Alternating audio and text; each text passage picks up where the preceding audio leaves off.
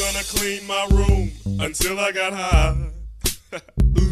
I was gonna get up and find the broom, but then I got high. My room is still messed up, and I know why. Why, man? Yeah, cause I got high. Because I got high. Because I got high. La da da da da da da. We interrupt your dull life to bring you something bewildering.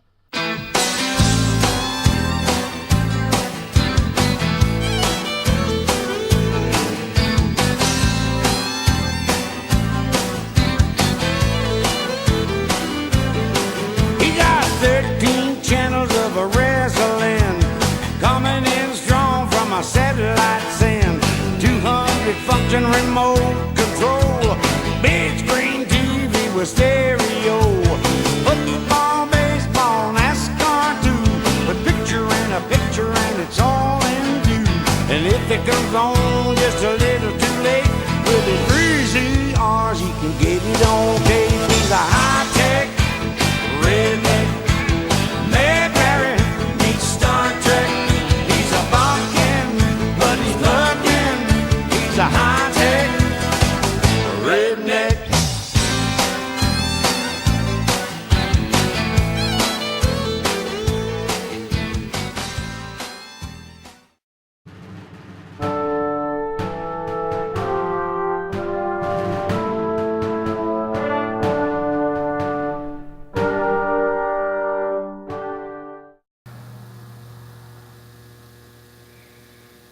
Happy Hanukkah, everyone. Welcome to the Geek Zone. I'm your high-tech redneck host, Justin T. Sutherland. Hanukkah, also known as the Festival of Lights, or Feast of Dedication, is an 8-day Jewish holiday commemorating the rededication of the Holy Temple, the Second Temple, in Jerusalem at the time of the Maccabean Revolt. Hanukkah is observed for 8 days and nights, starting on the 25th day of Kislev, according to the Hebrew calendar, which may occur at any time from late November to early December in the Georgian calendar. I go ahead and wish people on this show a happy Hanukkah in the first 2 weeks of December, because I work off the Georgian calendar, as do most if not all of us Gentiles. And I asked a rabbi, whose name I can't pronounce so I'm just showing it on the screen, if it was okay, and he said yes. So, there you go. Now, I normally don't have this show take a stand on political issues outside of a joke or two, but because there seems to be so much evil in the world, I'm going to take a stand this holiday season. Activate hashtag hologram! Now, let's move it out of the way because no one can see me. Drop it down here. Hashtag I stand with Israel. Also, on an unrelated note, it's our 75th episode!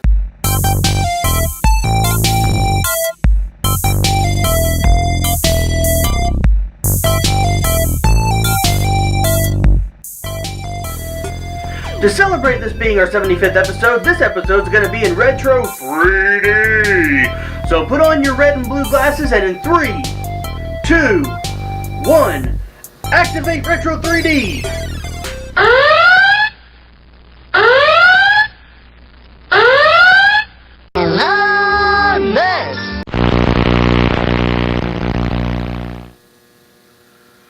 Wow! It's almost like you can reach out and touch me. On second thought, don't do that, because that'd be creepy. Well, to celebrate this Festival of Lights and our 75th episode, we're going to look at a game, Afterburner for the Sega 32X. Afterburner 32X is an arcade flying and shooting game that was released in the US in 1995. The game allows the player to control an F-14 Tomcat jet, which must destroy a series of enemy jets throughout 18 stages. At the start of the game, the player takes off from an aircraft carrier called the Sega Enterprise. The jet itself employs a machine gun and a limited set of missiles.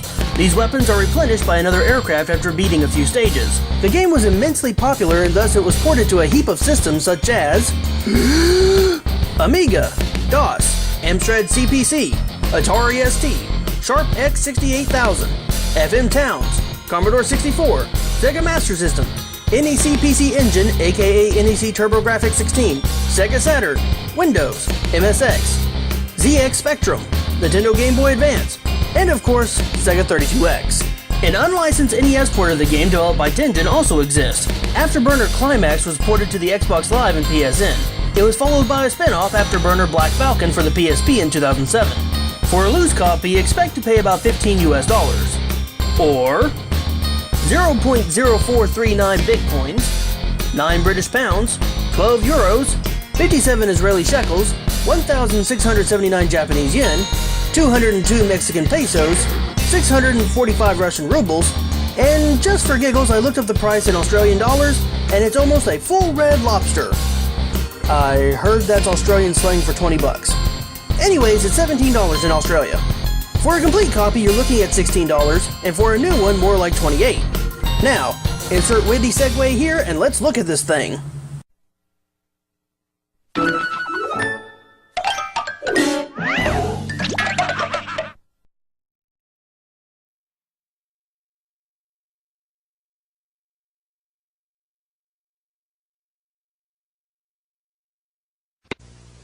You left him for dead in Konami's Castlevania. How foolish to presume he'd perish without leaving a curse.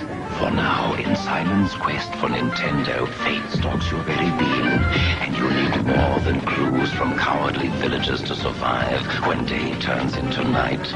But just keep telling yourself it's only a video game. It's only a... Huh?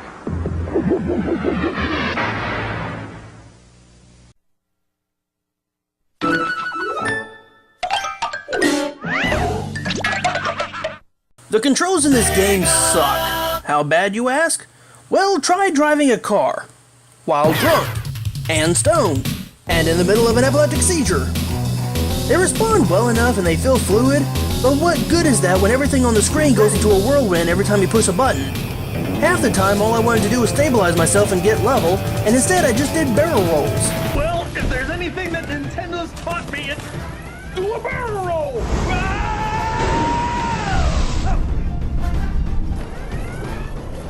Don't do that again! The only thing keeping this from an F grade is the fact that in options, they give you the ability to turn off that stupid control mechanic that makes the controls reversed, as in up is down, down is up. But even that doesn't save this game from a score of 3 out of 5. Graphics are going to get high and low marks. First the good. Look at this thing. It's just beautiful. The colors are bright and vibrant, the motion is clean and crisp. If this were the end of it, it would get a 5 out of 5. But unfortunately, the downside is a big one. First, the speed. Everything is whizzing by so fast and you're constantly spinning and turning, keeping from getting motion sickness is next to impossible. Okay. I think it's all gone. I had to keep stopping during my playthrough because I kept feeling sick. And I never get motion sickness. With the sickness it brings, I would give it a 1 out of 5. So averaging, graphics gets a 3 out of 5, because no game should ever make you feel sick after playing. The pick up and play is extremely simplistic because it's just a basic shooter. All you have to do is fly and kill anything that isn't you. I like it. Simple, easy to remember. Pick up and play gets a 5 out of 5. Replay factor is kind of low. Why, you ask? Because it is insanely difficult to progress in this game due to fighting the controls, the sickening graphics, and just overall unappealing nature of this beast. Every time I died, I would start again, play again, and just get back to where I died before with not much progress, which makes it kind of bleh in terms of playing it again. Replay gets a 1 out of 5. Sound would be another high scorer because the music is just epic. Here, listen a moment. Get ready.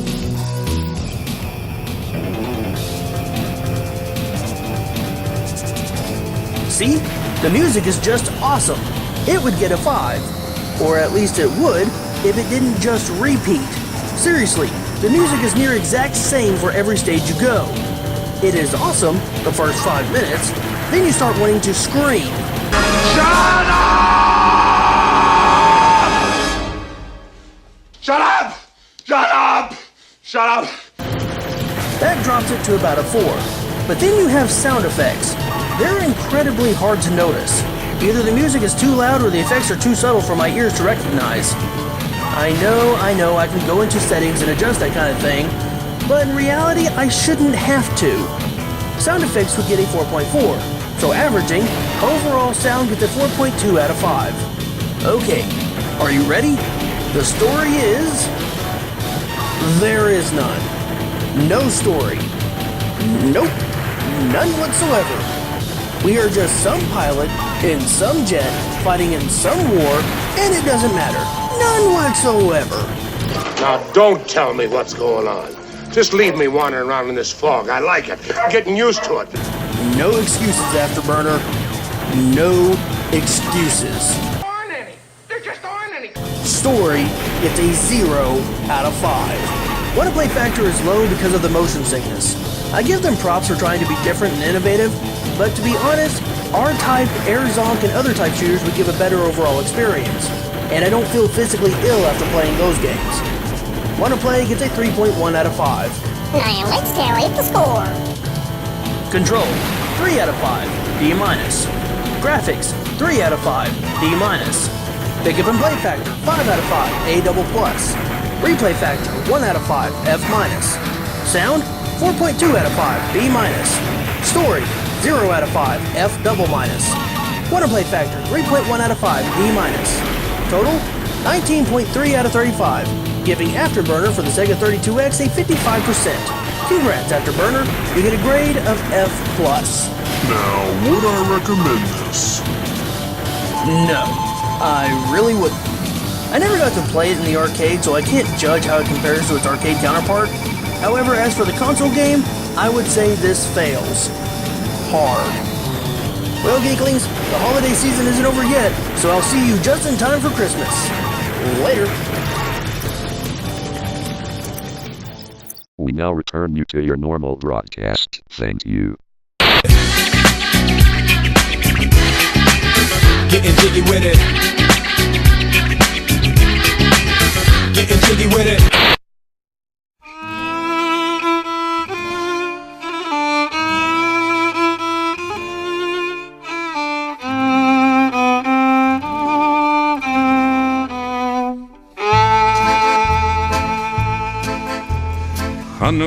Chanukah, Jontef a scheiner, a lustiger, a freilicher, nicht da noch a seiner.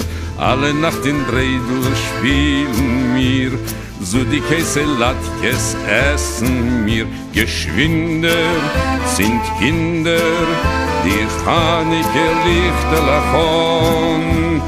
Lass mir alle singen, lass mir alle springen und lass mir alle tanzen in Korn. Lass mir alle singen und lass mir alle springen und lass mir alle tanzen in Korn. Chanukah, Chanukah, come light the menorah. Let's have a party, we'll all dance the hora. Gather round the table, we'll give you a treat. Dreidels to play with, latkes to eat. And while we are playing, the candles are burning low. One for each night, they shed a sweet light to remind us of days long ago. One for each night, they shed a sweet light to remind us of days long ago.